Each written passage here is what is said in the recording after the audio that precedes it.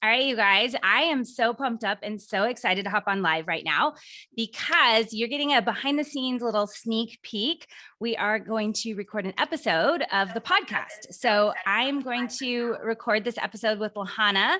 Lahana, thanks for hopping on. Let me see if I can add you in here. I requested to join. It shows, let me see. Let's get you on here. Did it go for you? Yes. Okay, cool. Let's see. All right. Hi. Hello. How are you? Good. I am pumped that we're doing this. This will be different. I know. Cameras. So cool. I know. 2 cameras going. So just for everybody that's popping on Instagram here with us, Lahana and I are going to record a podcast episode, and we wanted to give you guys a sneak peek behind the scenes and make sure that we're answering any of your questions so that we have all of the content, anything that you have questions in regards to gut health, toxins, irregular cycles, uncomfortable cycles, like so much that we're going to talk about today. So Lahana, thank you so much for hopping on with me. Yes. Thank you for having me. Yes. All right. I'm all about like pushing limits and trying new things. So I appreciate when other people are willing to do that with me. Yes. I would say the hardest thing is like, okay, which way do I look? Do I like the computer or the Instagram? It's easy though. We got this. We're good. We're good. So Lahana, before we jump all in, will you tell us a little bit about you and what is it that got you so excited about nutrition and sharing how you can really heal your body through food? Yes. I am Lahana. I'm a board certified clinical nutritionist and owner of New Be True Wellness. I was actually pre-med initially. Since I was 5, I've always known I wanted to be a doctor. That was like my thing. I loved health. I knew I loved health. But when I was in pre-med stuff, I remember going to class and all the things we learned. I just remember thinking, this pill for this ill, it doesn't really sit well with me. I feel like there was more to it. I was forced to take a nutrition class, but it's funny because I was forced because I didn't know that there's a career way to nutrition, but I found out there was. I was a teen mom, so I had my son pretty young. And with that, I started being shifted into the importance of motherhood and raising the next generation healthy.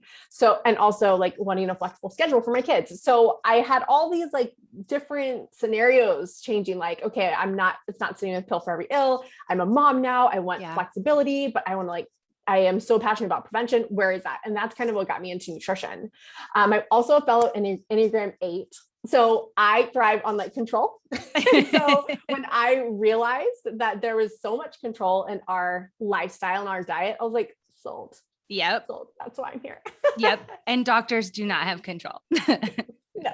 It's sad. It's sad. I was talking to somebody the other day. I'm like, I would not want to be any one of our doctors. I feel so bad for them. They're always on call, always at somebody else's beck and whim. Yeah.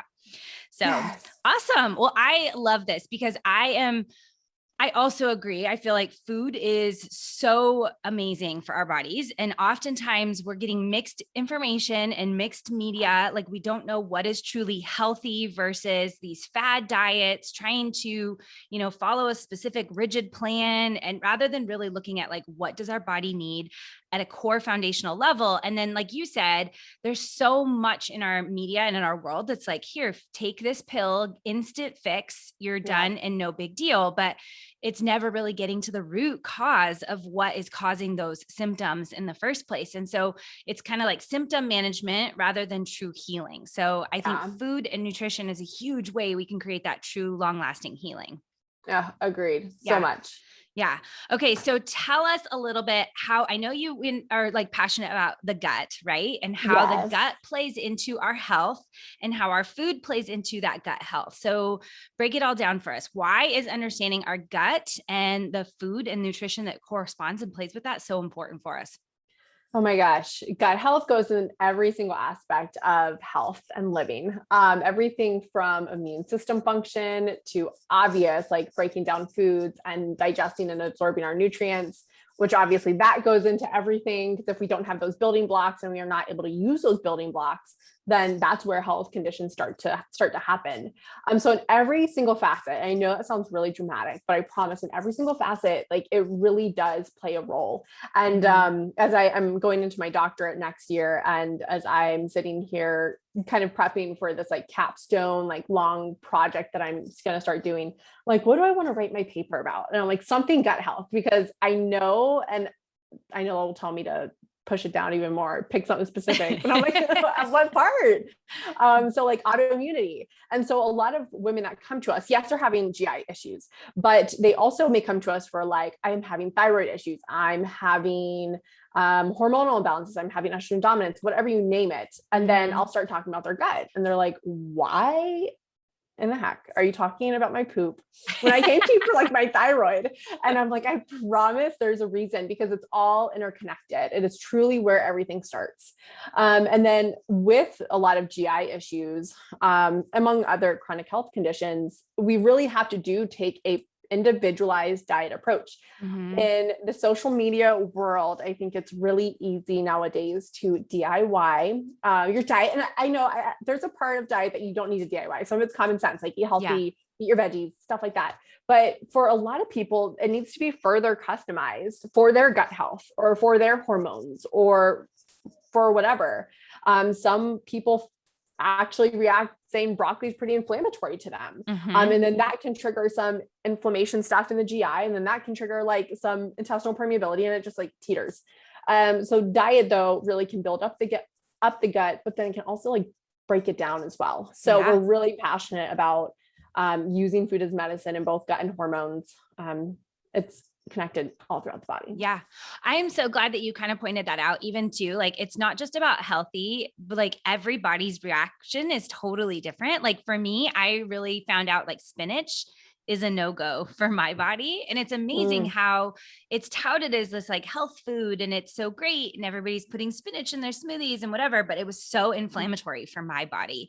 And so I love how you talked about that. Like, it isn't just a like one size fits all type healthy diet. It's about really finding that food and that diet that's really going to help support your body to heal and create these long lasting changes. So what would be some of the like symptoms if somebody were to like, I mean, gut health is like one of those things that's kind of elusive, right? Like we don't really know what's going on in the gut. We don't really know, like just on the, like if I were to walk around and be like, I don't know if my gut's healthy or if my gut's not, like, so what would be some of those symptoms to kind of look out for that might indicate like, hey, I need to pay attention to what I'm eating and what's going on down there in the gut? Yeah, definitely bloating's number one. Not feeling like you're digesting food very well. So you're leaving your meals pretty uncomfortable, maybe nauseous, bloated, just not feeling well. Obviously constipation, diarrhea, those are pretty obvious. Nausea, vomiting, those are obvious too. But I would say bloating is like the low key number one thing I see. Acid reflux, lots of gas, lots of burping. So those are obvious symptoms, but I will say, I did my stool test months ago. I think I did my first one like 2 years ago. So I did a recent one. And I wasn't really that symptomatic, maybe bloating here or there, but nothing that I would ever think that, oh, I should take a stool test and figure out what's going on. Yeah. And then I took it and there were definitely some levels. And one of them I want to talk about today with hormones, was really, really high. And that really was eye-opening to me because one, none of us are immune, no matter how like healthy you are, or I always remind people I'm not immune and I do everything possible because there's so much lifestyle, like things that we're exposed to, different pathogens, stress, like different seasons of life that can just, kind of hit us right there in the face. So, it just opened up my eyes because I was like, wow, I wasn't that symptomatic, but my levels were off. And there's something that I can do to improve this. So if by chance, 10 years down the road, who knows what would have happened? Who knows if I would have got a diagnosis of something, colon cancer or whatever, because this enzyme, it's called beta glucuronidase, and we'll talk about it with hormones. But what this does is it basically unpackages things trying to leave the body, like toxins that you're all done with. And already liver detox them and they're trying to leave the body, but unpackaging them and getting them reabsorbed in the body. And so now it's creating like a little toxin overflow. And so this enzyme for me was really high. And so to me, I think down the road, I'm like, what have I prevented by taking action now and I wasn't even that symptomatic. So I'm actually a big supporter of like, you've never looked at your stool. Well, I think you should, even if you're not symptomatic. I know, I'm glad I did. Yeah. Well, that's something I've never even considered. So I'm glad you brought it up, because I feel like, well, even in this last year, I had this major bout of like allergic reactions to something, couldn't figure out what it was. I went down the whole road of thinking it's something I'm eating. Maybe it's something like I'm like in contact with, like, I thought maybe the masks, because I was wearing masks at work and it was like only on my face. And like, I mean, I went down this significant rabbit hole for like 9 months to find out I was allergic to like 14 different things, but then none of them are food, but like 14 different things that I'm like, how did I not know this for my entire life? And like some of the ingredients were in every single facial product I had. And I'm like, well, no wonder my face like started blowing up like a giant balloon. Right. And so it really had me kind of go down this rabbit hole of like, what are even like a lot of the stuff I use is natural, right? Like those natural ingredients, kind of highlighting too, like not because it's natural or it's healthy is good for every single person. So I love the idea of doing this like stool assessment to really figure out like what your body needs. So I know you mentioned the word toxins. And I think oftentimes when people talk about toxins these days, they think like external, like, right? Like chemicals, pesticides, like all of that type of stuff. Is that really truly the only type of toxin you're talking about? Or is there other toxins where we would, or like other places we would feel like we'd really encounter those toxins? I mean, I definitely think when we talk about toxins, we are mostly talking about environmental toxins that we're exposed to externally, but there's definitely endogenous. So toxins that are naturally made in the detox process. Sometimes some of the, whether it's hormones or just different foods or medications that you're taking or whatever, it goes through phase 1 in your liver. And what leaves phase 1 is actually more dangerous than what comes in phase 1. And so there's like an intermediate, and then it goes into phase 2 and you're good. But these toxins are a lot more intense after phase 1. So if you don't have like the right amount of antioxidants and food, then you're going to have issues with getting that effect.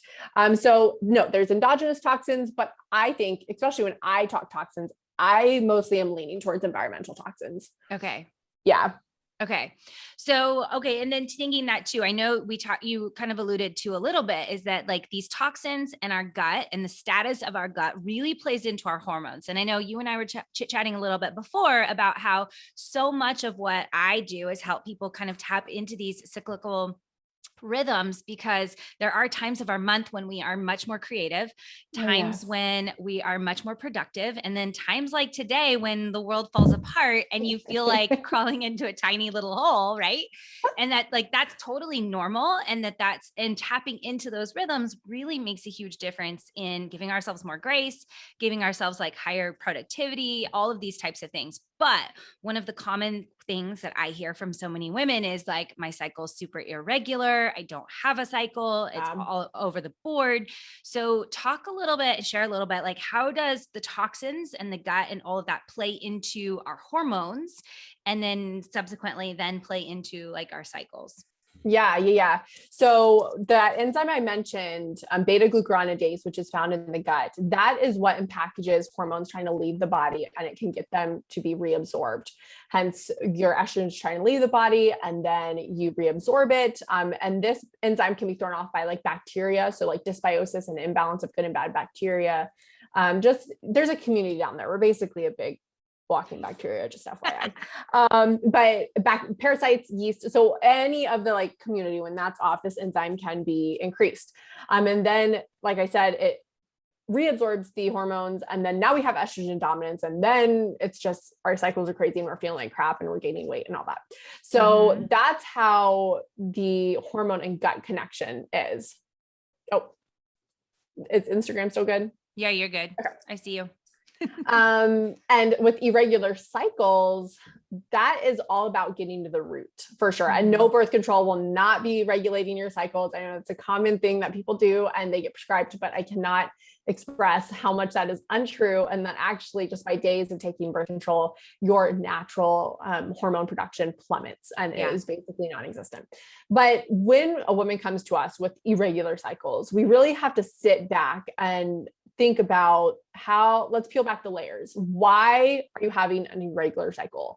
And usually an irregular cycle happens is when your ovulation is off. So you're like delaying ovulation. And so you're having a longer follicular phase, which is the first day of bleed to ovulation. Then you ovulate, and then ovulation to the last day or the day before you start bleeding. So that's the second half, is your luteal phase. But usually when you're delaying ovulation, you're having a longer follicular phase, so a longer first half. And then your whole cycle in general is just long. So then we got to sit down and say, okay, well, what's stopping ovulation? Like, let's go through these things and see what's affecting that. The number one thing that I see is going to be things like undereating. And so many women come to us and they aren't trying to undereat. Yeah. But just from years and decades of dieting, they, I think, are just naturally doing that. And so we end up like looking like more in depth. And I'm like, girl, you're eating as much as a toddler, which is like 1,200 calories, 1,300 calories. I said, you need to be eating more because this is naturally very stressful for the body. And then obviously you're not providing fuel for the body. Food is fuel. And then this leads into not getting enough for the body. So now you're going to be at higher risk for micronutrient deficiencies. So all your vitamins and minerals, you're not going to have enough of them. Again, this is going to be what's keeping your body working. And then when you don't have enough of those little nutrients, then your little battery power cells of the cell, which is your mitochondria back in high school biology, they don't work very well. Yeah. So it really is like a domino effect, to be honest. But under eating, hands down, I see it all the time, even though women swear like, I'm eating enough. And then we look, I'm like, you are definitely not eating enough. Yeah. So in our practice, we tend to preach more of like, eat. And I know it's probably very different from the dietary culture because everything's like work out more and eat less. And we just do not see that happening. And then over exercising is another big one. And I would actually combine that with stress in general.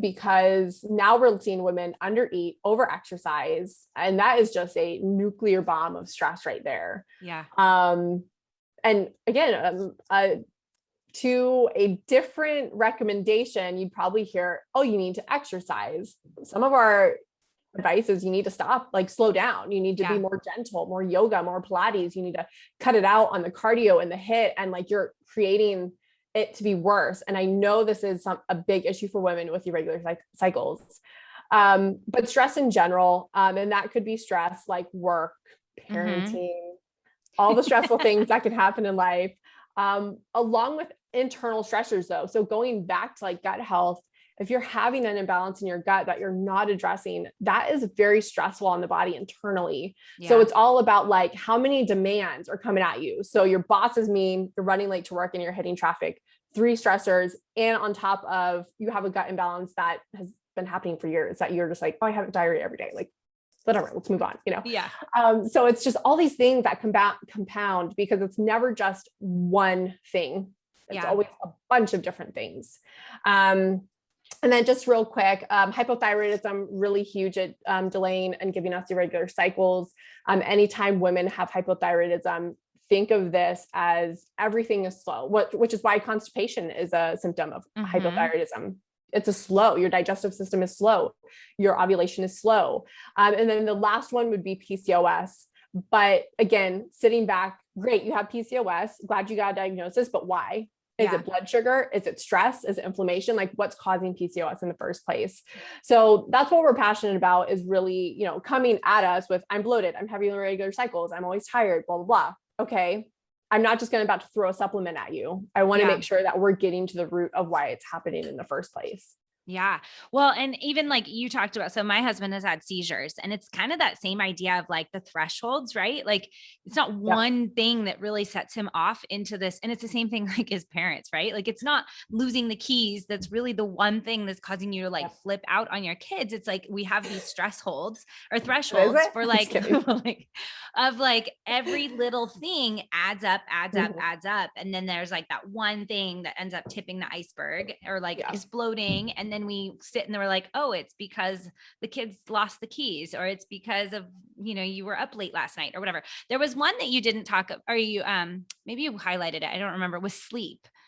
the lack of Yes. sleep. Did we talk about that one? Did you mention that one? No, I Okay. didn't. 'Cause But that I was- was going to talk about that with energy if we talk Okay. about like just energy in general. But yeah, sleep is a Yeah. huge one. So underrated. So Yes. underrated. Yes. So, okay. So now there's like all these things, right? Like there's all these different stressors that are coming at us that are making our cycle irregular. Why would it be other than like working with me, who's trying to help you maximize your time and your energy and productivity and like operate at your peak based on that? Like, what are some of those other elements of like, why do we want to make sure we get that cycle in a much more rhythmic way instead of like, even before I got pregnant, I literally would go like 6 months without a period, 6 months. And so I remember when I got pregnant with my daughter, they were like, well, when was your last period? I'm like 6 months ago, but I can guarantee I'm not that pregnant, but like, but I know that a lot of people experience this and kind of just think that it's normal, like 90 days, 45 days, or 2 weeks, and then all over the board. Like, what is it other than having like a predictable plan that you can align your life and your calendar to? Like, why is it so important that we kind of hone in on this? Yeah. Oh my gosh. I think some people would be excited when they hit menopause and they don't have a period. I actually love it because to me, it's a report card every single month of letting me know of what's going on. Because I can, even to this day, if I have a longer cycle than normal, I'm like, okay, what happened in this last month? Or honestly, not even what happened this last month, what happened in the last couple months? Because it takes things happening in this month will affect your cycle, but things that happened 3 months ago can also affect your cycle, because it takes 3 months for your egg to start maturing. And then that 3 months later, that will be the egg that's released. And so I have to think in the last couple months, what's been going on. So I so appreciate that. It's a report card for me to get that like check, that A+ of like, okay, everything's going good. So I love it as a life assessment. But a lot of women who have irregular cycles are mostly just really struggling with different symptoms, whether it's like weight or fatigue or like hair loss or acne. I mean, with irregular cycles, that there's an imbalance somewhere, and that's ultimately going to cause chaos for just how you feel. And I'm all about like quality of life. So not only am I trying to starve off chronic disease, I also want to live till I'm 100, but like die feeling like amazing. Yes. That's my goal. Yes. So I think women should just want to feel good, but also understand that how they're feeling now, it's all they know. And that there is a next level that there is there, but maybe you're not feeling it right now, but it's still there. And that's what I want you and myself and everyone else to feel. Yeah. It's that level. We all deserve it. Yes. Well, and I think that that's like a really perfect segue into energy, right? Because I know that is a really big struggle for so many women, is this feeling like I'm exhausted, I'm overwhelmed, I'm tired all the time. There's not enough time to sleep, especially if you have like young kids and babies at home. Like this element of constantly running on fumes and always like jumping to coffee or like energy sugars and things like that to really like get that boost and that pick me up so that we can just get through the day. But I know that, like you just said, like that is not how our bodies are optimum. And like, so okay, I'm like, my mind is going a million different miles an hour right now. So 5:30 on Sunday. Yeah. Let's slow it down. So, but thinking like energy wise, like this all plays into our energy, right? And it's like eating well and exercising and taking care of our bodies and getting into these really nice cycles isn't necessarily about just eating well or staving off illness like you talked about, but really allowing us to operate at our prime and operate at our optimum and to be able to do all the amazing things we want to do because we have the energy and the stamina and the endurance and all of the strength to do all of that. So what are some of those other pieces? Like, how can we tie together the energy into this? Oh yeah. Again, breaking it down to, okay, what's the root cause of this? So you're tired. There's multiple things. I will start off with number one, eating enough. I can't even tell you enough. That's like such a big issue. So please make sure you're eating enough. Obviously very custom to the individual, how much activity you're doing is, that's kind of the perks of working with someone to say like, how much should I be eating? But eating enough for sure. Yeah. I almost always see a positive increase in energy when women start actually eating the amount that they should. Again, very ingrained in us of you're supposed to eat like 1,400 calories. So it's not our fault. It's definitely just generations, what we're taught even by our parents. Please eat enough. That's number one. And number two is eating the right amounts. Right now in the dietary world, everyone wants to go keto. Everyone wants to go like not eat fat. So there's also the low fat people still. Yep.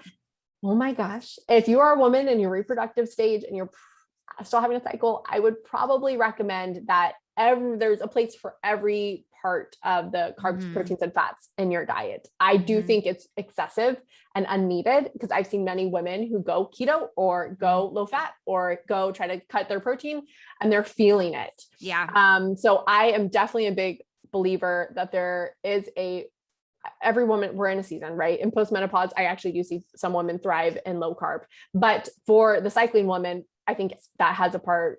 Every food has a part in our diet, in the sense of macros.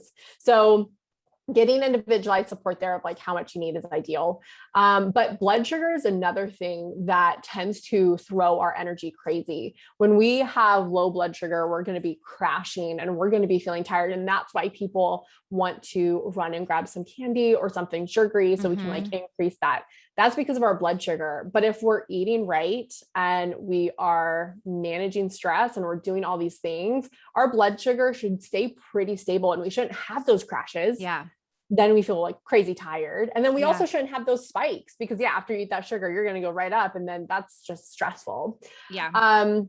And then my favorite thing because when we test for hormones, like sex hormones, estrogen, progesterone, testosterone, we also test for adrenals, and this is all done through urine. And so adrenals are obviously very important because they're there to produce our stress hormone, which stress hormone actually gets a lot of negative talk. I get it, because most of us have too much, but it actually is really important in general to have like healthy amounts, right? It's that Goldilocks, needing that balance. So we should be getting that nice peak in the morning that gets us up and out of bed and going, and then slowly going down at night so we can relax and not feel stressed. But people who are chronically tired, I see after long periods of stress, that communication between your pituitary, your hypothalamus pituitary parts of the brain, they stop talking in a sense to your adrenals. And so that's when I see women who are really tired, that their adrenals are pretty flatlined. They're not getting that peak in the morning. They're just kind of teetering on the very bottom all day. I'm like, no wonder why you're tired, girl. You're not getting that boost that you should be. So supporting adrenal health, and that goes into lifestyle things that like you do with your clients, as well as making sure our diet is supportive of that too. Assessing sleep. I know you brought in, that's impossible for certain moms at certain ages, get it, but the best that you can, assessing your bedtime routine, quality of sleep. Are you waking up in the middle of the night? That has nothing to do with babies. That's a big red flag for blood sugar imbalances.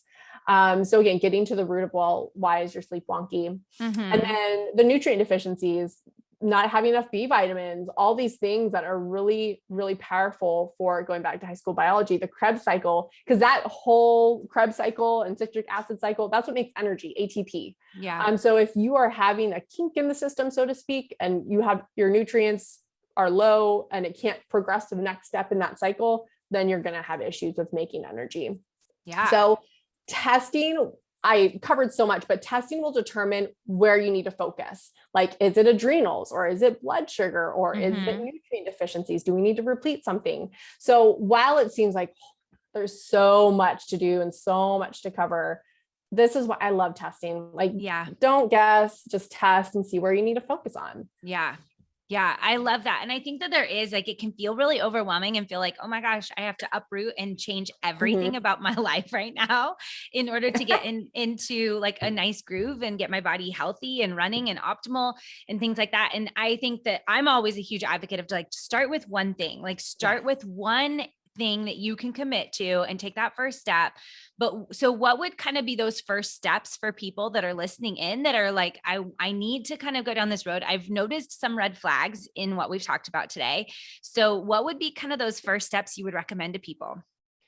Definitely testing, get it confirmed, because a lot of the symptoms that a lot of people feel they cross-reference to a lot of different things, like a lot. So testing is going to be ideal. Working with someone that will know, okay, this is where we should test. Let's check this out. Let's confirm this. And then let's start doing something.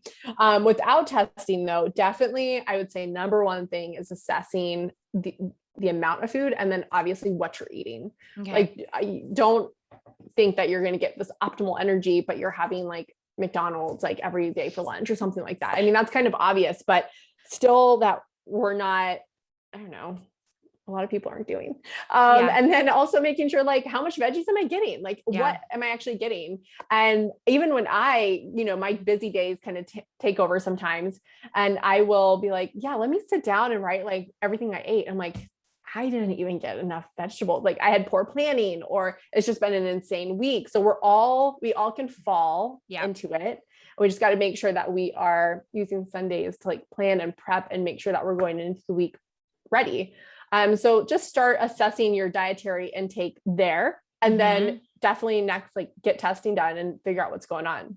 Yeah, I agree. I feel like there's so many times where I'm like, oh my gosh, I have such low energy. I don't feel really good. I'm stressed out. And then it's like, I didn't eat a single vegetable today. Oh my gosh. Or I didn't drink water. That's water. Like, yes.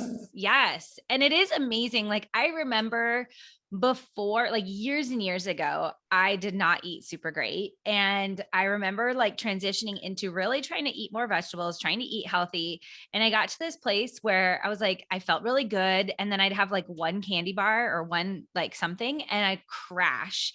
And I was like, oh my gosh, this is how I used to feel all the time. And I didn't realize it until I'd like gone to this like almost extreme, right? Like where I was eating so well that when I had like one off thing or one like thing, like the bloating or whatever, you're like, oh my gosh, I recognize it now. And this is how I felt all the time before. And I never really knew it. And so it was next level. Yes. That eye-opening experience of like, oh gosh, there's a whole different way my body can feel each day. It doesn't have to feel like this. Yes. So for sure. It makes a huge difference. So I love those like tangible, like actionable steps that you gave people. If people want to get in touch with you and kind of follow up and get maybe like work with you and kind of dive deeper into figuring out, okay, I need to figure out and problem solve what's my first steps, like really specific and tailored to me. How would they go about finding you and connecting with you? Instagram is my jam. I would say that's by far my favorite place to be. So you can send me a DM. I'm at Nuvitru Wellness, NUVITRU Wellness, all one word. So I love Instagram, but you can also go on my website, nuvitruwellness.com, and check us out. We're very transparent with what we do. We're not trying to hide and upcharge you and all that stuff. That is like, I hate that as a consumer. So I like transparency on my website. So you can check out our pricing. You can check out our services, how we built, how we work. And then once you check that out, and we also have a podcast, Functional Nutrition Radio. I used to do interviews. I loved interviews, but I ended up being solo because everyone's like, I want this question answered. So I share a lot of information there. And that's honestly the main places that you can find me. Yeah, I love it. I love it, you guys. So, okay. For those of you that actually tuned in with us live right here on IG, I would love for you guys to go over and send her a little message right now and just let her know like your major takeaways, what you loved about it. If you're listening on the podcast as a replay later down the road, I would love for you to still go over and reach out to her. All of the connections and all that kind of stuff will be in our show notes and all of that. And otherwise, thank you so much. It was so great and wonderful to have you.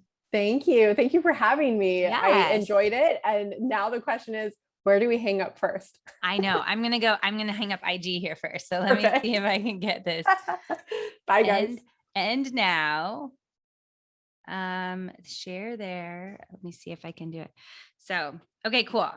Let me see if I like paused it. Hopefully I can or not pause it, but got it off of live, but okay, cool.